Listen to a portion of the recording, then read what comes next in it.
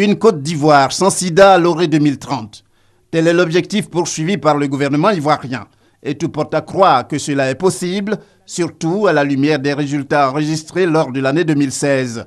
Un indicateur pour en témoigner, l'atteinte de la cible 3x90 de l'ONU-SIDA, à savoir dépister 90% des personnes vivant avec le VIH, mettre 90% des personnes dépistées sous des traitements antirétroviraux.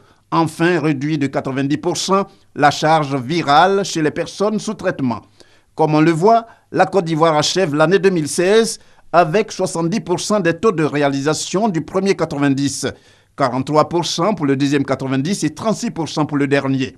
Si la dynamique actuelle est maintenue, la Côte d'Ivoire pourrait dès fin 2018 maîtriser la progression de la pandémie selon la ministre de la Santé Raymond Goudou Kofi.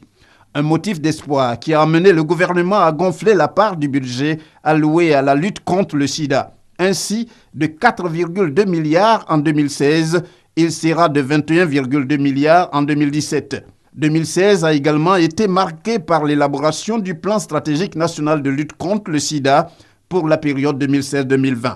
Plan qui vise à réduire de 50% les nouvelles infections et de 75% la mortalité des personnes vivant avec le VIH. Coût de cet ambitieux programme, 556,3 milliards de francs CFA.